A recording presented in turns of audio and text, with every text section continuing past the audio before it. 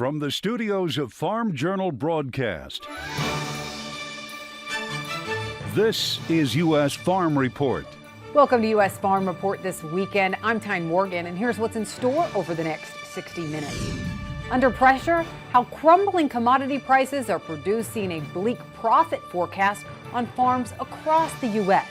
But one area where farmers could cash in, solar. The rates we've seen are anywhere from as low as $500 per acre up to, I think the highest one I've legitimately seen is probably close to $4,000. The controversy over the push for more solar on farmland. You may enjoy avocados, but have you ever seen them harvested? We're off to California. Plus, a wheat harvest that's cause for celebration. The woman running 90 years strong.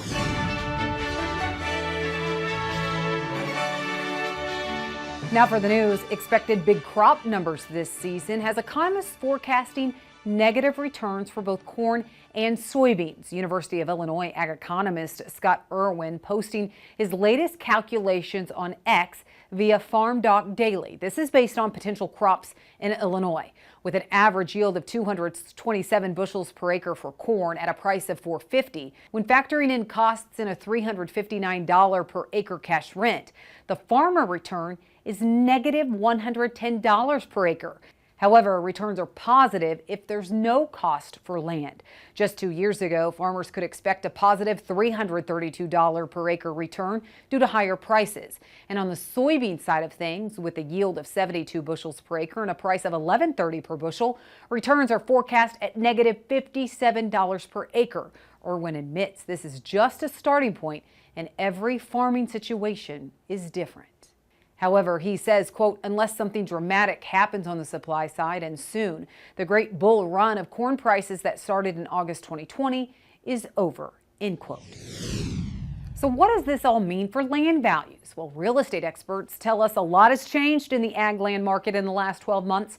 They say while the market shows resilience, it's finally cooling off after 5 years. And there are several things contributing to that, including lower grain prices. According to Farmers National Company, the market is showing signs of settling, including single-digit decreases in specific areas, including the eastern Midwest or in the West where there are irrigation water concerns. Over the past 12 months, we've definitely seen a change in both volume and value. And across the industry, where other real estate companies are seeing the same thing, that they're maybe anywhere from 20 to 25% down in total listings. And the value of those listings have definitely settled and in isolated cases have even declined. Yet, while farmers may not see the record sales of the past few years, Shattuck is still optimistic about land being a great investment. He says this is a fairly normal pattern for values, which have stair-stepped but overall appreciated over the past 25 years. The weather making headlines this week after Hurricane Beryl came ashore in Texas, followed by a dangerous heat wave on both coasts. The storm leaving well over 1 million people in Texas without electricity, while searing temperatures reached into triple digits in several places. The life-threatening heat wave also scorching most of the western U.S., buckling roads in Washington state. We also had high heat in the east. You kind of get a lot of movement and there's a lot of product flying around and things getting broken. From heat to the threat of flooding in the Midwest and Northeast as remnants of Beryl moved across several states from Missouri to Maine. And it wasn't just rain, but hail had devastating effects this week. Take a look. Several fields in the central portion of the state were hammered by hail. Storms passing through the area last weekend with 70-mile-per-hour winds in some places, along with golf ball-sized hail. Kent Getz of Morgan Genetics traveling through one of the hardest hit areas, which is Eagle Grove, which along with the hail saw about 5.5 inches of rain. Fourth case of avian flu in humans was confirmed in the U.S. The Colorado Department of Public Health and Environment confirming the case in an adult male. They report he had mild symptoms, reporting only pink eye. They say he is an employee at a dairy farm in the northeast part of the state and had direct exposure to dairy cattle infected with H5N1. Health officials continue to say the risk to humans is low, and there is no evidence right now of any human-to-human transmission.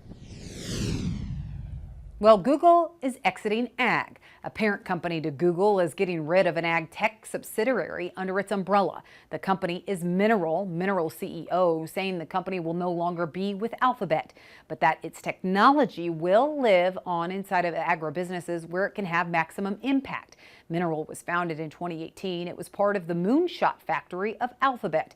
Mineral helped develop and build an image database of 117 crops in every stage of growth in several environments. It also created a four-wheeled semi-autonomous rover to collect data from fields. From heat to a hurricane, it was another big week of weather. We'll have a check of weather coming up next with Matt Engelbrek. U.S. Farm Report is brought to you by Pioneer. Ben's bins, please hold. Yeah, Ben's has been busy all day. Seems like no one can keep up with this new Z series. What did you all put in these seeds? Science.